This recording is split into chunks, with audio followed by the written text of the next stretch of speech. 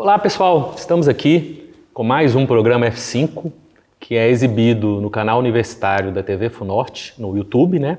E também no canal 12 da NET, que vocês também podem acompanhar. Eu sou Eupídio Rocha e estou aqui com a Maria Fernanda, num cenário novo, né, Fernanda? Isso aí, estamos agora de volta aos estúdios da TV. Vamos deixar nosso querido, que a gente tomou um amorzinho ali pelo Campus Amazonas, né, Eupídio? Campus Amazonas foi muito bom também. Um espaço assim, livre, né, aberto, foi bem legal. Mas agora estamos aqui de volta ao nosso cenário. E hoje, gente, a gente vai falar sobre os riscos da obesidade, que é uma das doenças, podemos falar assim, que mais acometem a população mundial na realidade, né? E a gente precisa, de fato, ficar preocupado, a gente precisa se cuidar e, para isso, hoje a gente está com uma nutricionista, coordenadora do curso de nutrição aqui da FASE e da Funorte, a Érica Giovânia, e ela vai falar para a gente sobre esses riscos, como cuidar, né, Eupídio? Porque na realidade, é igual você falou, né? Desde alguns anos já, né? A mídia tem falado isso. Você vive uma epidemia da questão do peso, né? E a gente tem uma alimentação complicada. Complicada é tão... A gente tem uma alimentação complicada. Nesses tempos de pandemia, provavelmente os exercícios físicos foram reduzidos. A gente ficou mais tempo em casa, assistindo televisão, assistindo streaming e... pedindo comida. É um eterno chuta-balde, busca-balde. Chuta-balde, busca-balde, né? Então, é isso. Balde de pipoca, né? Érica, fala pra gente, então. Primeiro, seja bem-vinda. Obrigada, né, pela presença aqui. Seja muito bem-vinda, estreando aí nosso estúdio novo, né? Obrigada. Obrigada a vocês pelo convite. É um prazer estar aqui. Érica, então fala pra gente aí um pouquinho o que é obesidade. A obesidade, ele é o acúmulo, né, excessivo do peso e um gasto energético reduzido. Que assim, hoje, né, pós-pandemia, a maioria da população, ela teve esse ganho de peso, onde que se aumentou o consumo de caloria e o gasto energético muito reduzido. Se a gente for fazer uma pesquisa das pessoas que praticam atividade física, vamos colocar em uma caminhada de rotina, essa caminhada às vezes não acontece. Hoje o pessoal pega uma moto, um carro para ir até a padaria, que antigamente eles tinham o hábito de ir a pé, conversar com os vizinhos, né? Então esse momento reduziu. E da mesma forma é o que acontece com as nossas crianças. Os pais reduziram até a ida na escola a pé, as crianças hoje já vão de carro, de moto. Então assim, consome muito alimento altamente calórico e o gasto energético muito reduzido. Então acaba que tem esse acúmulo de gordura, principalmente na região, que a gente chama região visceral, é onde que está aumentando também os números, né? Aí os dados estatísticos aí com relação às doenças cardiovasculares, tanto para o público infantil e também com o público adulto. Já tem crianças hoje com diabetes e também tem crianças com hipertensão, que são ali tudo consequências dessa obesidade. E a situação do Brasil hoje, Érica, em termos assim, estatísticos, você tem umas estatísticas mais recentes para passar para a gente? Tem o dado do Pesquisa Nacional, que eles fizeram a entrevista com 118 domicílios, né? 118 mil domicílios. Eles colocam que a cada 4 brasileiros entrevistados, 1 tem obesidade. É um índice muito alto. Muito alto. E assim, a Associação Brasileira, né, que é a ABESE, ela fala sobre obesidade e síndrome metabólica, ela coloca que a cada 10 crianças entrevistadas, a cada 10 crianças tem uma criança com obesidade. Aí nós chegamos a um momento que nesse dado do Pesquisa Nacional, por exemplo, a nossa população, ela dobrou a questão da obesidade. Em 2009, a gente estava com 12,6% as mulheres com sobrepeso. Nós fomos para 26%. Da mesma forma, foram os dados dos homens também. Tivemos o dobro da população apresentando aí os quadros de obesidade. Então, isso é um número que a gente fala assim, um número alarmante pela população. E nós estamos falando de um dado antes da pandemia até, né? Antes da pandemia. Nós estamos falando de um dado isso, antes da pandemia. Nós não pegamos ainda 2020 e 2021, que foi o período que a população teve o aumento do consumo de alimentos, que foi assim, o melhor momento da linha de alimento delivery, de fast food, foi no período da pandemia, que assim cresceu de forma significativa. E aí esse gasto energético ele ficou reduzido, porque o local onde que as pessoas tinham tinha uma melhor adesão, que era a prática de ir para a academia, a prática do ciclismo e até das corridas, ele não aconteceu durante 2 anos. E mesmo alguns locais tentaram, né, atividade física com a modalidade de lives, teve alguns espaços aqui em Montes Claros que tentou corrida virtual, cada um correndo, só que assim, a participação muito reduzida. E quando você pensa em questão de caloria para esse consumo, só para vocês terem ideia, o consumo do refrigerante, que ele é o que a gente fala de um alimento ultraprocessado, que é caloria vazia, que ele só tem caloria para te fornecer, e o consumo do suco, vamos supor, um suco de laranja, às vezes é o mesmo valor calórico, só que assim, eu consigo te mostrar que o suco de laranja tem vitamina C, tem fibras, tem os minerais essenciais, tem as vitaminas que são lipohidrossolúveis, tudo que seu corpo precisa. E já o refrigerante é só a caloria vazia, é só açúcar prazer, e né? caloria, mas dá a sensação do prazer. E quando a gente fala da questão da obesidade também, um dos fatores que a gente precisa levar em consideração são os fatores psicológicos. Quando eu te pergunto assim, você está satisfeita com a sua imagem corporal hoje? Você está satisfeita? Talvez você tenha uma alteração do seu peso, mas você tem uma insatisfação enorme da sua imagem corporal. Então, assim, a obesidade, ela causa uma série de fatores, da mesma forma é para essa criança. A criança, quando você mostra para ela, tem uma pesquisa que a gente realiza de imagem corporal, aí você coloca várias criancinhas, ou até mesmo adulto, sempre ele identifica com o magro, ele não identifica com o gordo. Então a gente tem que pensar nesse lado também, que até nisso a população ela sofre. E além dos números, né, nós saímos aí de um momento do gasto energético reduzido, onde que a obesidade ela não faz parte só do cenário da cidade, ela faz parte também da zona rural. Porque todos esses alimentos que são considerados ultraprocessados, ele já faz parte da alimentação. Você pode chegar no supermercado hoje e começar a avaliar carrinho de feira. Os pais têm o hábito de comprar fardo de refrigerante, comprar os salgadinhos, comprar alimentos que vão contribuir tanto para a obesidade, para a hipertensão, para a diabetes de toda da família em si, e levar isso para a zona rural. Então, assim, a gente observa muito isso. Hoje tem muita comunidade que ela já tem esse hábito, né, de consumir os alimentos industrializados e pouca produção de produto e tudo. Às vezes até o povo fala assim, tem zona rural que o pessoal compra verdura para levar. Então a gente vê que está de forma generalizada, né, a questão dessa alimentação. E essa obesidade a gente pode dizer que ela é tratada só com uma dieta nutricional? Como é que a gente trata isso? Temos a questão da obesidade, o sobrepeso. Por exemplo, eu estou com sobrepeso. A gente consegue a obesidade e o sobrepeso através de uma reeducação alimentar, que deveria ser uma orientação que tivesse lá na nossa atenção primária. Quando a pessoa fosse na atenção primária, a gente já conseguisse orientar ele que não tem a inserção do profissional de nutrição na atenção primária, para fazer a promoção da saúde para a prevenção da obesidade. Então, a gente tem a obesidade e o sobrepeso, a gente consegue tratar quando até a obesidade grau 2, que é a pessoa classificada, que é o IMC, até 35, com muita força de vontade, numa equipe multidisciplinar.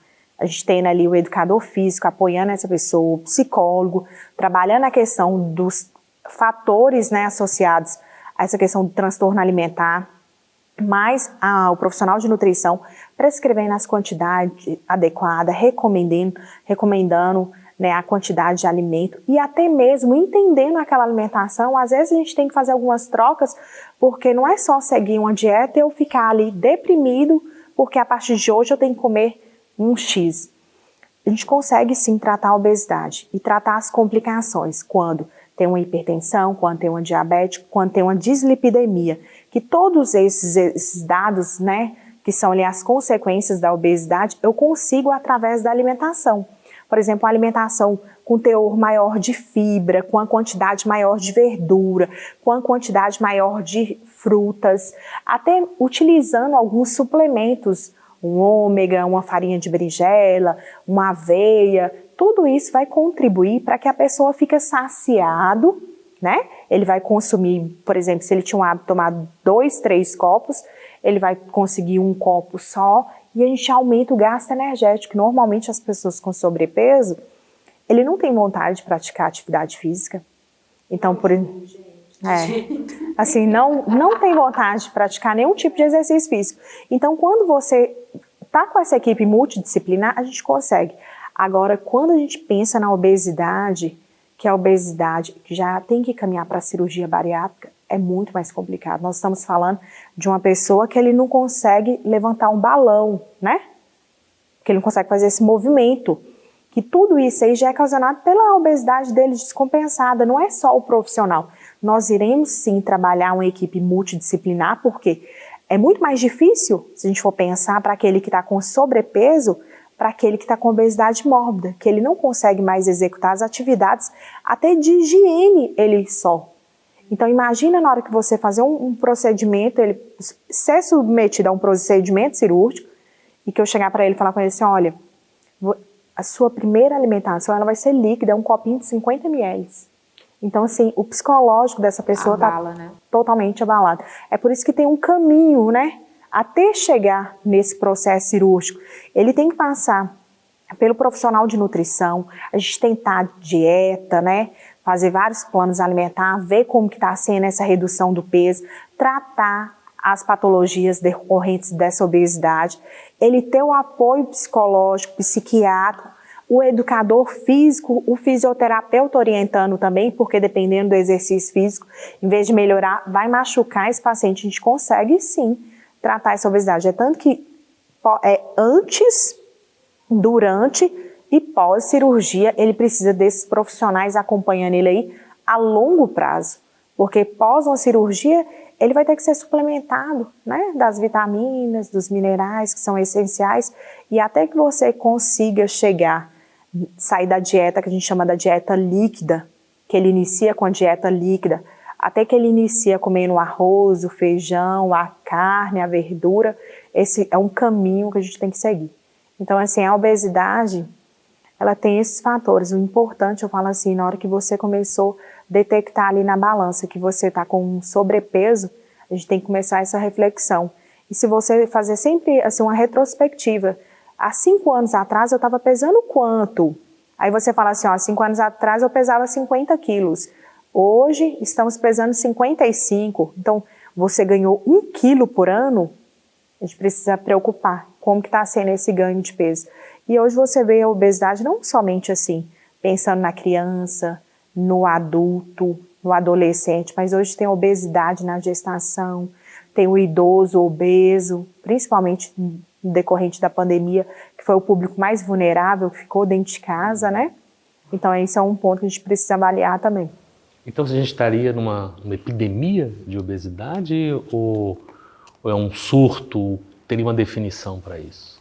Ou é um momento só para ter um determinado cuidado? Eu acho que é um momento que dobrou a população, né? Dobrou o número de obesos na população, em consequência até mesmo da pandemia, né? Fomos aí 2 anos que a criança não estava na escola, dentro de casa. Que é um lugar que ela tinha um gasto energético, que ela tinha um contato com um professor, né? Que estava ali para realizar atividade de correr, o gasto energético reduzido. Se a gente for pensar também, o pai tinha essa questão de levar e buscar. Então todo mundo se acomodou. E acaba que teve o ganho. Então assim, nós estamos vivenciando um aumento da obesidade em uma proporção maior em consequência da pandemia. Os dados, tudo indica que a tendência da quantidade de alimentos que nós temos hoje é que esses números vêm aumentando gradativamente, entendeu? Por questões assim, a gente vê, eu fico brincando, né, que quando você está no supermercado, a sensação que você tem é quase que você está na igreja, né, porque é assim, nossa senhora, meu Deus, não sei o que, é o tempo todo. E esses dias eu escutei uma pessoa falando uma coisa e eu fiquei, sabe, assim, refletindo sobre isso. Ela comprando lá umas verduras, ela falando assim, nossa, tá muito mais fácil a gente comer um macarrão instantâneo, que é muito mais barato, do que comer uma salada, né? Ela falando esse ser saudável hoje tá mais caro do que não, né? Do que comer uma bobeira, do que comer Mas eu alguma acho que coisa assim. isso já é uma coisa até tradicional, né? Para você se manter mais saudável, geralmente o investimento que tem que ser feito é maior. Porque... O investimento de tempo, porque você tem que preparar, né? O investimento de tempo e o investimento também até mesmo financeiro. Nós tivemos um momento agora que eu acho que, assim, eu tô com a idade, eu nunca presenciei uma cenoura a R$ 9,90. Eu já presenciei um tomate a R$ 10, mas uma cenoura a R$ 9,90 não. Então, assim, a população deixou de comer. Quem vai comprar? Você coloca ali, então, assim, é um momento que a gente precisa refletir como que tá. E se a gente for pensar da nossa cidade, igual aqui em Montes Claros, olha o número de supermercado. Aqui próximo do estúdio tem 2 grandes supermercados para ser inaugurado. Então, assim, a gente vê que a população, talvez antigamente, quando a gente falava de uma desnutrição, que era a ausência desse alimento, hoje todo mundo praticamente tem acesso à alimentação, só que não tem acesso a uma alimentação de qualidade. E se a gente for pensar por outro ponto também, as pessoas hoje têm muita coisa muito mais fácil. Se você chegar no supermercado hoje, desde uma carne processada, já tem carne assada, cozida, tem peito de frango cozido e desfiado. Só que você não está preocupado, por exemplo, com a quantidade de conservante que está nesse alimento, que é o tempo dele de partilheira, né? Ninguém preocupa com isso. Às vezes, por exemplo, você quer comer o abacate, aí você prescreve, tipo assim, é meio abacate, só que não, o gostoso é pegar a metade de um abacate com 2 colheres de açúcar, e aí eu esqueço do sabor da própria fruta, que é o abacate, do sabor da própria goiaba. Quando a gente está falando com relação desse hábito alimentar, sabe, o processo de educação alimentar, as mães hoje acham bonito colocar melancia e colocar açúcar por cima do prato e entregar para a criança. E se a gente for pensar como que a nossa alimentação mudou, principalmente nós que somos mães que acompanham, a mãe hoje ela ensina, a indústria e a mídia ensina que a criança ela tem que ganhar, tipo uma menina, uma boneca que tem uma mamadeira, porque você tem que dar fórmula, né? Vou colocar leite na mamadeira para dar para a criança. Estamos aproximando o dia do aleitamento materno, né? Cadê ensinar a criança a amamentar? Que é o mais saudável, né? O primeiro alimento mais saudável que tem é o aleitamento materno. Hoje as pessoas já têm a opção de sair de dentro do hospital falando que não quer amamentar seu próprio filho. Então, olha a quantidade de facilidades que tem na nossa rotina. E não é só falando da alimentação, que a fórmula infantil, ou esse desmame precoce, a introdução de alimentos industrializados, tudo isso já contribui com a obesidade. Nós aprendemos a gostar de açúcar através dos nossos pais. A nossa alimentação é o reflexo do meu pai. Se você observar, né, quando eu vou no supermercado onde que os pais são obesos, a tendência dos filhos é muito maior. Quando o pai gosta de praticar atividade física, gosta assim, de uma coisa mais natural, o perfil do filho é outro caminho. Então, assim, é uma coisa que a gente precisa preocupar muito, não somente com adulto, mas pensar nessa população idosa, que a gente teve essa questão da mudança, né? Melhorou a expectativa de vida e é uma população que mudou muito o hábito alimentar, se a gente for pensar. Tem um público de idoso com sobrepeso, tem um público de idoso que estão ingerindo bebidas, tem aquele público de idoso com diabetes descompensada, esse período aí que teve, né? Olha para você, 2 anos sem eles ter os momentos festivos de encontro com, né, que tem cultural deles, eles deixaram de ir. Isso tudo contribuiu para ainda o aumento da obesidade.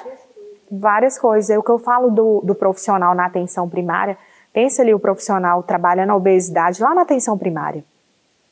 Olha o reflexo para a terciária, a gente ia ter um número muito reduzido de pessoas chegando lá para fazer uma cirurgia bariátrica, que o custo para o SUS ele é muito maior. Mas, na verdade, não só uma cirurgia bariátrica, né? Várias coisas. Talvez problemas renais, problemas cardiovasculares, né? AVCs. Então, assim, acaba o custo de comprar medicamento, igual assim, de medicamento para o controle da hipertensão, a quantidade de medicamento para controlar a diabetes. Isso a gente conseguiria através da alimentação.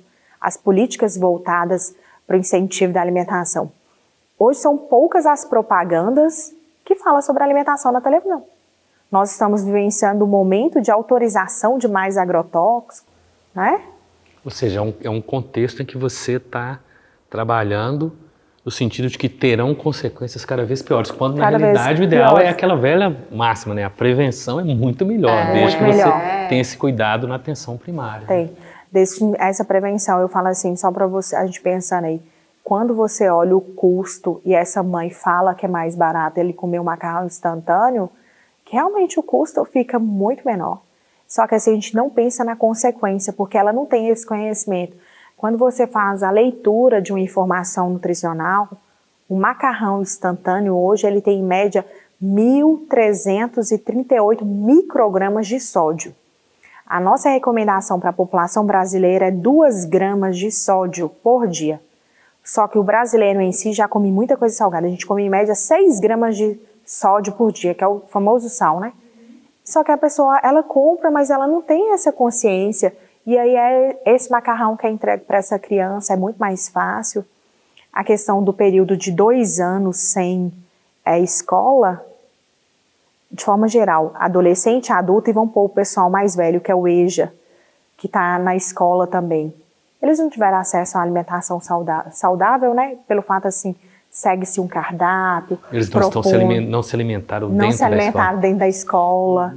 Isso também é um fator que tanto contribuiu de forma negativa para a questão da obesidade, mas também para aquelas pessoas que não têm acesso à alimentação. A gente está falando muito do público com obesidade, mas a gente tem uma população, né, que está sem acesso, que está em nível aí de situação de vulnerabilidade social, que tem crianças com desnutrição, tem idosos com desnutrição, que realmente não está tendo, né, e assim, é um momento de refletir sobre o que está chegando na sua casa e o que você está colocando no seu prato. Érica, a gente está chegando no final da nossa entrevista, a gente queria te agradecer por estar aqui, a gente sabe do esforço que foi feito para isso, muito obrigada mesmo, viu?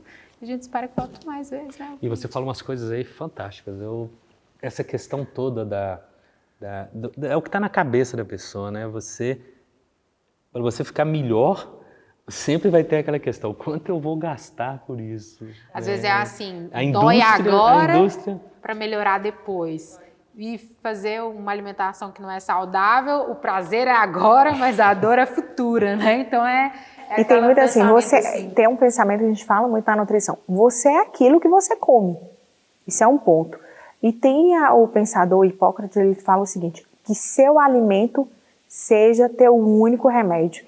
Então, olha, antigamente já se falava isso, a gente estava falando já do controle da alimentação. Se eu comer demais, eu vou ter consequências com a obesidade. Se eu comer em quantidades que não é suficiente para me nutrir meu corpo, a gente vai estar falando ali de uma desnutrição. Não é fácil. Não é fácil. Bom, Érica, obrigada, viu? E seja, assim, muito bem-vinda em vários outros momentos aqui. Obrigada, Fernanda, professor. Foi assim, um prazer estar aqui com vocês e compartilhar esse momento aí de orientação, né, um alerta sobre a obesidade para a população. É isso aí, né? Então, gente, intervalo? Isso aí. Um pequeno intervalo e logo a gente volta com mais um bate-papo sobre nutrição, obesidade, né, etc.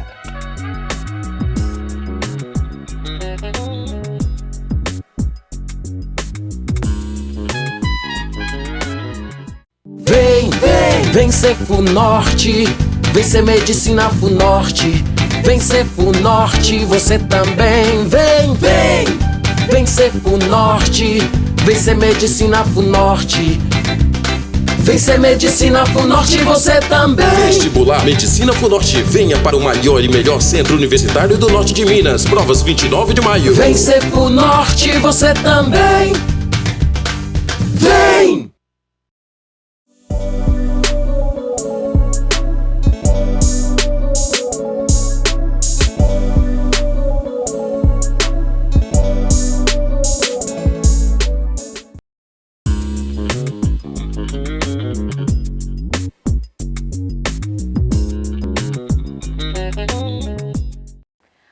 Olá, pessoal, estamos de volta para continuar com o nosso assunto de obesidade. Agora aqui no estúdio está com a gente o médico gastroenterologista, é assim mesmo que fala, né, doutor? Doutor Carlos Alberto Valias, que vai falar um pouco mais para a gente sobre esse assunto que vocês viram aí no primeiro bloco. É realmente muito preocupante, né, Opídio? Exatamente, o Dr. Carlos ele vai nos falar sobre a questão do tratamento, né, da intervenção mais necessária ou mais drástica, né? Mais, não sei, a intervenção realmente que determina para a pessoa poder resolver os casos de obesidade. E aí, a primeira pergunta, doutor Carlos, é como é que a gente pode definir a obesidade nessa abordagem da gastroenterologia? Você falou bem, Elpidio, assim, a obesidade hoje é um problema de saúde pública, né? Mas em torno de 60% dos brasileiros estão acima do peso. E isso leva um custo muito grande, né, para a saúde em si, porque junto com a obesidade vem doenças como diabetes, hipertensão arterial, aumento da incidência de câncer, né? Então é importante a gente conhecer bem a questão da obesidade, o problema que ela nos traz e como amenizar isso e tratar essas pessoas, né? A gente considera obeso a pessoa que tem, a gente usa muito o IMC, né, que é a divisão da altura pelo peso do paciente, da pessoa. E a gente considera uma pessoa obesa com IMC acima de 27. Ela já está sobrepeso. E aí vai, acima de 33 é obesidade grau 1, acima de 36, obesidade grau 2, acima de 40, obesidade grau 3. E como que, assim, quais seriam esses tratamentos aí? Tem várias cirurgias, né? Explica um pouquinho pra gente sobre isso. Sim, a gente considera sempre, a primeira coisa é a pessoa tentar mudar os hábitos de vida, né? Principalmente a alimentação. Muitas vezes precisa recorrer a uma boa nutricionista para uma orientação dietética. Agora, com a evolução da medicina, evoluiu também os tratamentos, né, mais invasivos, como você falou, da obesidade. Então nós temos aí desde o tratamento medicamentoso, através de medicamentos, geralmente quem trata, o profissional que trata e prescreve esses medicamentos, geralmente são os endocrinologistas, vem surgindo drogas cada vez mais modernas, que pode ser uma tentativa. Um outro tratamento também é através de algumas drogas injetáveis, alguns coquetéis, né, que são feitos para tentar para tratar a obesidade. E nessa evolução nós temos os tratamentos endoscópicos, que embora seja um procedimento invasivo, mas ele é minimamente invasivo. Então nós temos, por exemplo, o balão intragástrico, que é a introdução de um balão no estômago, de forma, depois eu vou explicar direitinho. E a sutura gastroplastia endoscópica, que é a gente sutura o estômago por dentro através de endoscopia, né, com uma sedação, sutura parte do estômago por dentro como se fosse uma cirurgia. A gastroplastia endoscópica é o que o cirurgião bariátrico faz na cirurgia, porém feito por via endoscópica, que é muito menos invasivo.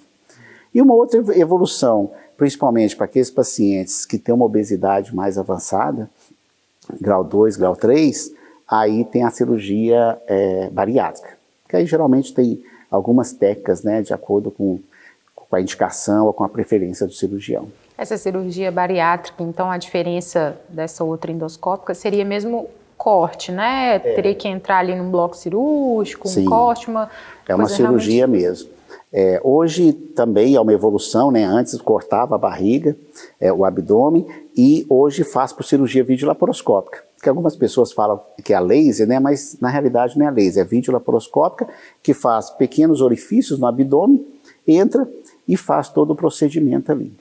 E essas cirurgias, doutor Carlos, em termos de custo, como é que funciona isso? A pessoa consegue fazer isso pelo SUS ou só particular? Como é que funciona? Existem alguns hospitais no Brasil todo credenciados para fazer esse procedimento pelo SUS, tá? É claro que tem que entrar numa fila, precisa de uma avaliação. Sempre a obesidade, ela está envolvida, o tratamento da obesidade precisa estar envolvido uma equipe multidisciplinar, onde você tem aí nutricionista, psicólogo, às vezes psiquiatra, endocrinologista, o cirurgião, né, e o gastroenterologista. E aí passa por essa equipe, né, entra nessa fila e consegue fazer. Belo Horizonte já faz, Montes Claros parece que está numa tentativa de conseguir o credenciamento também. Então, em Montes Claros não tem esse tipo de cirurgia? Ainda não. Os hospitais parece que estão tentando, né? Alguns hospitais estão tentando credenciar para fazer esse tipo de cirurgia, pelo SUS. Você falou uma coisa muito importante aí, que é o que a gente, nesses últimos programas, a gente tem conversado muito nessas questões de saúde, seja a saúde física, a saúde mental, a saúde geral. E todos os profissionais falam muito dessa questão de um grupo de suporte. Não é um médico só que vai resolver isso, não é só um profissional, é um conjunto de profissionais. Isso é uma visão mais recente ou é uma concepção que está sendo implementada aqui? Isso é uma visão já tem um bom tempo, mas só que por uma série de questões, né, a medicina demorou muito para evoluir, para aceitar, né, o médico trabalhar numa equipe multidisciplinar. Porque antigamente o médico começou sempre, né, há anos atrás, trabalhava sozinho, né, ia com uma maletinha, o estetoscópio. Só que a medicina evoluiu muito. E a complexidade do ser humano é muito grande, né, que envolve as questões emocionais, questões de microbiota, questões hormonais, ciclo de vida, uma série de coisas. Então, nós médicos, hoje nós nos sentimos impotentes, sozinhos, para tratar doenças tão complexas como a obesidade. E também, até falando, né, vários profissionais junto, a obesidade ela acaba que também tem uma questão muito psicológica, né, psiquiátrica envolvida, né, e nesse período aí que a gente estava vivendo, a gente percebe, eu acredito que você tenha recebido mais pessoas obesas no seu consultório nesses últimos tempos, Sim, né? Com certeza, a pandemia, né, com diminuição da atividade física das pessoas, o estresse, né, aquele medo, gerou uma série de uma ansiedade generalizada, muitas pessoas desenvolveram depressão. Então, há uma explosão agora, pós-pandemia, da obesidade. Então, realmente nós estamos recebendo muitos pacientes para fazer tratamento, né, ajudar essas pessoas a tentar reduzir. Então, é muito comum no consultório a gente pegar pessoas, doutor, eu engordei 20 quilos depois da pandemia. Durante a pandemia. Aí eu engordei 15 quilos. Isso é muito comum, é diário esse tipo de paciente no nosso consultório. Se eu trouxe um equipamento, como que a gente fala isso aqui? Deixa eu mostrar para você. Explica aí pra gente o que é um modelo. É um modelo, né? Isso aqui é um balão intragástrico que a gente usa, que introduz, né, o que nós falamos, um procedimento endoscópico para emagrecimento. Isso foi uma evolução, tem já uns 10 anos que está no país, mas houve melhoria no material e a gente coloca esse balão dentro do estômago do paciente. É indicado para aquelas pessoas que têm IMC entre 27 a 35. É claro que quem não pode ser mais... mórbido não, né? O obeso mórbido muitas vezes é encaminhado para a gente pela equipe de cirurgia bariátrica, que ele usa o balão, emagrece um pouco, melhora o risco cirúrgico dele. E aí ele pode fazer. Aí ele pode fazer a cirurgia bariátrica, que a gente fala de tratamento de ponte. Então esse balão, ele tem vários tipos de balões. Esse é o reajustável, tem o não reajustável também. Esse aqui reajustável, a vantagem dele é que você pode diminuir o volume durante o tempo de tratamento, que demora 1 ano. Esse balão fica 1 ano dentro do estômago do paciente, ou às vezes ele para, por exemplo, de emagrecer ali no 4º mês, 5º mês, a gente pode inflar ele também. E ele fica no estômago dessa forma, né? Então, ele provoca, eu costumo brincar com meus pacientes, assim, é como se você comesse uma feijoada, tivesse aquela sensação de ter acabado de comer uma feijoada o tempo todo. O tempo todo, né? Então, você fica com aquela saciedade, né? Quer dizer, qualquer coisinha que você come aqui, o seu estômago já enche.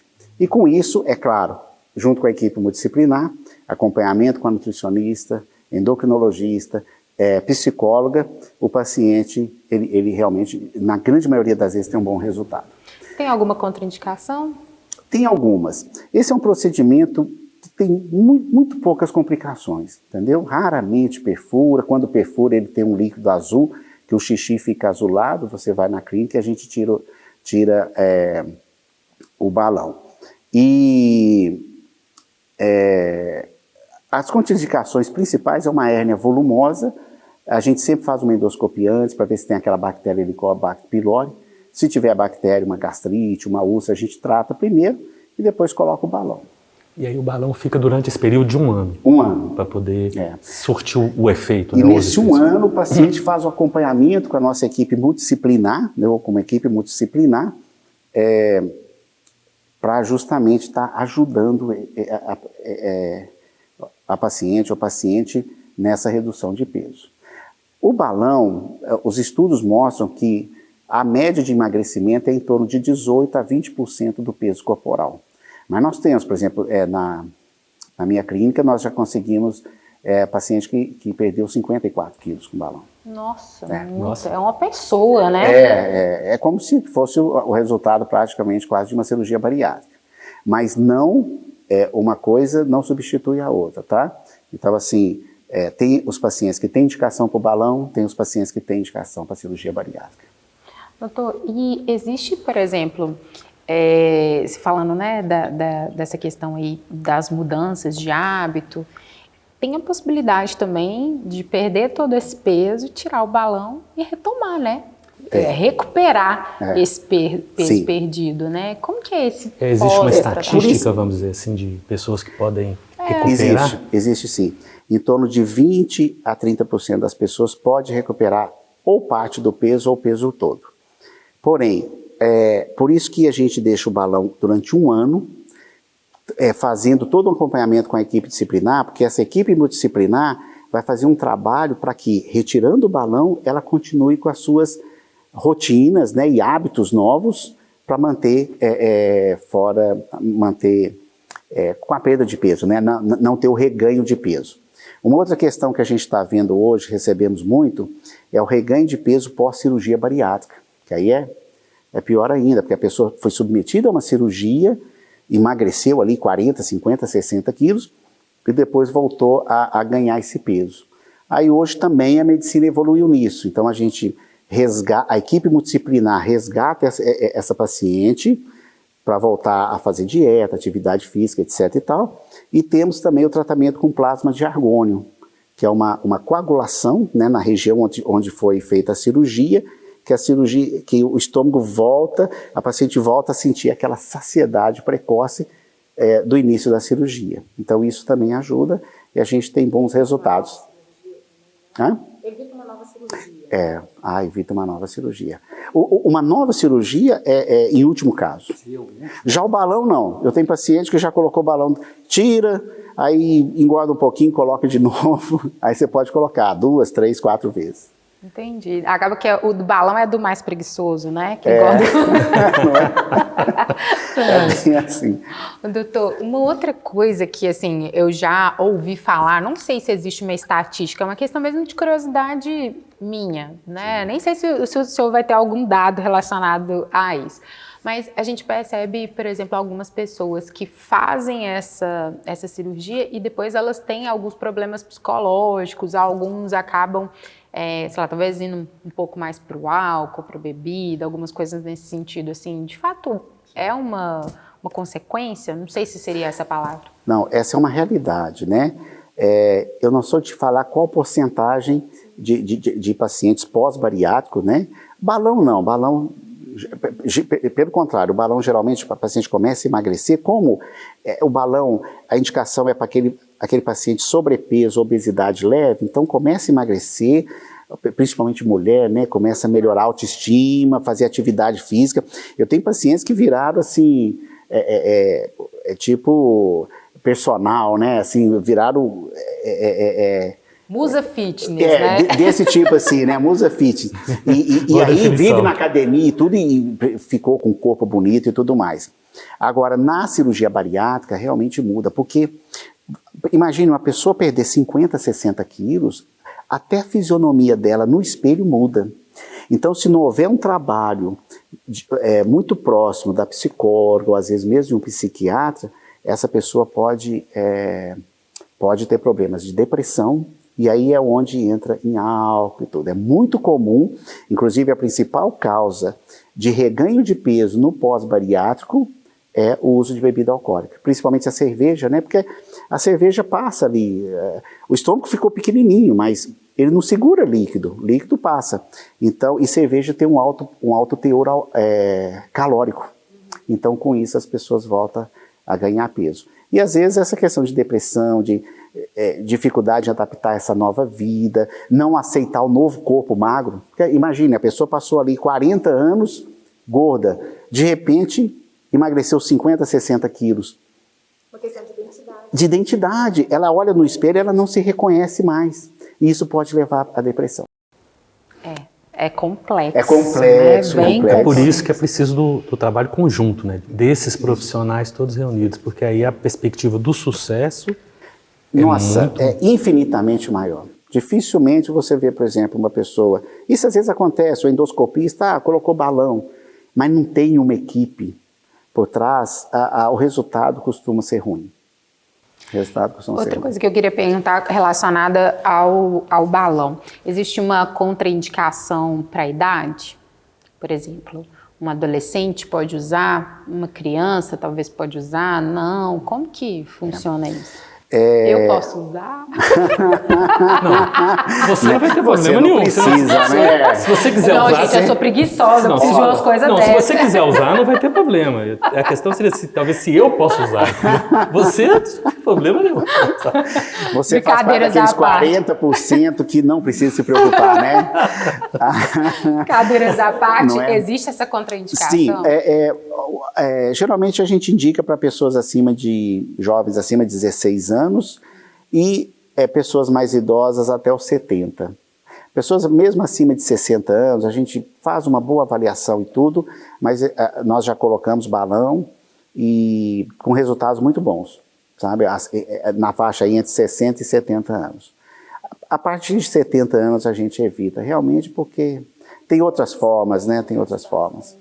Realmente é um assunto bem gente interessante. Pode ficar aqui a tarde inteira, Ainda mais se a gente falando, começar a né? discutir casos do tipo, aconteceu isso com fulano, aconteceu aquilo ali, né? Tem muitas histórias, né? Pena que nós médicos, questões de legislação do CRM, a gente não pode colocar aqueles casos antes e depois, né? Mas, antigamente tinha muito isso, né? Tinha. Hoje não pode, né? Então, assim, nós médicos, tá? Algumas outras profissões podem, mas nós médicos não podemos. Mas se a gente for colocar antes e depois, é uma maravilha. Eu mesmo me sinto muito realizado em trabalhar com esse tipo de procedimento, porque o resultado na satisfação da pessoa, do paciente, às vezes você muda a felicidade. Tem pessoas que emagrecem, engravidam, pessoas que tinham dificuldade em engravidar, porque inclusive a obesidade diminui a fertilidade, né? E tem pessoas que ia separar do marido, de repente, colocou um balão, melhorou e o relacionamento melhorou. Então, assim, é muito, muito gratificante para nós, profissionais, que trabalhamos com esse tipo de problema. Você está falando muito sobre mulher aí, né? Então, a maioria delas é a mulher. Mulher realmente mais preocupada. Né? Nós temos... O homem vai menos ao médico, né? O homem... Como um todo. O homem é mais desleixado. Como um todo, tradicionalmente. Ele tem uma barriguinha e ele não preocupa muito, né? Agora a mulher é muito mais preocupada. Então, o grupo de mulheres como clientes é muito maior, tá? Mas a gente tem, sexta-feira passada mesmo, eu tirei o balão de um paciente, um homem, que ele perdeu 38 quilos. Olha que beleza. Pesava 120 quilos, hoje pesa... 80 e poucos. Então, assim, precisa de ver o resultado. E o grande problema é você convencer o homem a deixar a cervejinha de lado, né? E algumas coisas assim. Então, isso é mais difícil, né? Porque, afinal de contas, a cerveja é o famoso pão líquido, né? Tá ali. Isso, alto teor alcoólico. Alto teor alcoólico. Essa foi ótima. Pão líquido. É o pão líquido, você tá comendo carboidrato ali sem E tem os sabotadores, né? Igual leite condensado. Tem gente que fala, doutor, mas eu não tô comendo nada, não tá emagrecendo. Mas por quê? Abre uma latinha de leite condensado e fica tomando aquilo lá. E aquilo desce... né? Alto teor alcoólico. Gente, você falando isso, eu conheço uma pessoa que ela fez bariátrica e engordou tudo de novo no leite condensado, assim, ó, pegava, abria e como se fosse uma mamadeira mesmo na caixinha do leite condensado. Olha que loucura. São o que a gente considera os alimentos sabotadores, né, dos procedimentos bariátricos, entendeu? Aí é um problema, porque aí você tem que trabalhar a cabeça. É o que eles chamam de cabeça de magro, cabeça de gordo. Então, durante todo esse pós-procedimento, você tem que fazer um trabalho emocional, psicológico, profissional, para que a pessoa tire a cabeça de gordo e comece a pensar como magro, né? Doutor, agora a gente está quase chegando no final da nossa entrevista, mas eu queria só que você reforçasse isso, porque a gente falou um pouco, né, brincando aí da questão estética e tudo mais, mas a questão da obesidade, ela vai muito além de uma questão estética, né? Você falou aí de problemas de saúde, eu queria só que o senhor reforçasse mesmo, né, esses perigos aí que essa obesidade traz. Eu até te interrompendo aqui, eu lembro na pandemia, meu marido estava um pouquinho acima do peso, ele até falou assim, gente, eu vou emagrecer. Correu, emagreceu 16 quilos, que ele falou assim, só os gordinhos que estão morrendo com Covid, eu não quero morrer, eu vou emagrecer, né? Mas então... você vê, porque a pandemia foi, realmente morreram muito mais pessoas obesas do que magras, né? Então, porque a obesidade leva a um processo inflamatório, né, generalizado no corpo. E a obesidade leva a vários problemas, por exemplo, problemas articulares, problemas, predisposição a diabetes, hipertensão arterial, problemas de osteoarticular, né? Aumenta o risco de alguns tipos de câncer, tá? Então, você vê que realmente é o que eu falei aqui no início, é um problema de saúde pública. Todos nós temos que estar envolvidos, né, na orientação da população, como esse programa está fazendo aqui agora, para que as pessoas tenham consciência que a obesidade é uma doença, considerada uma doença pela Organização Mundial de Saúde e precisa de tratamento. Muito obrigada pela sua presença, doutor. Eu que agradeço. Muito obrigada. Eu tenho certeza que todo mundo em casa agora já tem uma noção, e eu acho que essa sua última fala é a cerejinha do bolo, né? Para botar medo mesmo. Para poder deixar o pessoal mais atento, principalmente nesses tempos pós-pandemia. Exatamente. Né? Muito obrigada. Eu que agradeço. E a gente espera que você venha mais vezes, falar de vários outros assuntos com a gente. Sempre será um prazer estar aqui. Obrigado. E a gente agora vai para um pequeno intervalo, vocês vão poder conferir as atrações, né? Os outros programas que a gente tem aqui na TV FUNORTE, no canal universitário. E aí eu volto para falar com vocês sobre filmes ligados à obesidade. 2 filmes, um que mostram os gordinhos de uma forma mais positiva, mais saudável, vivendo a vida sem problemas, e um filme que é considerado um tanto quanto prejudicial a essas colocações. É um intervalo rapidinho e daqui a pouco a gente volta. A gente espera vocês.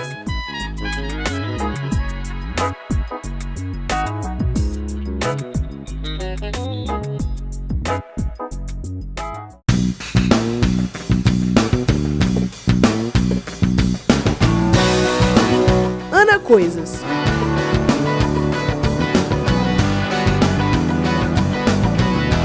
Curiosidades, coisas,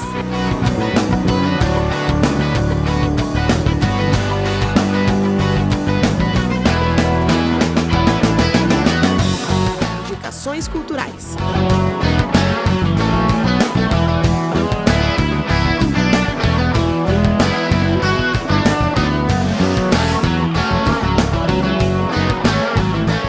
No nosso programa, vou dar dicas de receitas práticas e o melhor, com produtos acessíveis para você que não tem tempo de se alimentar bem.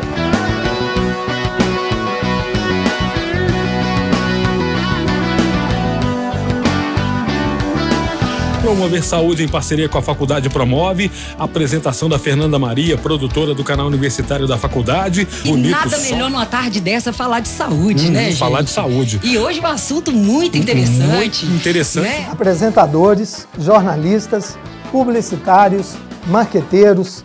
A gente vai tentar te explicar com entrevistas bem legais e curiosidades sobre o mundo da comunicação e do entretenimento. Está entrando no ar o Fita Crepe, um programa por dentro da comunicação. Vai!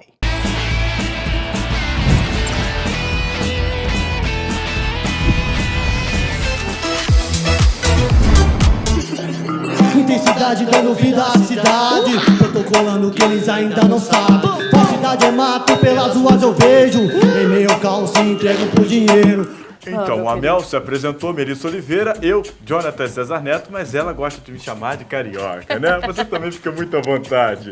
Então, os nossos queridíssimos convidados estão aqui, já apresentaram a primeira música, daqui a pouco tem mais. Você tá no YouTube também, já ativa o sininho aí para você receber todos os programas da nossa grade, que são vários programas, e principalmente Canta Aí também, né? Que vai poder acompanhar todos os nossos que a gente já fez.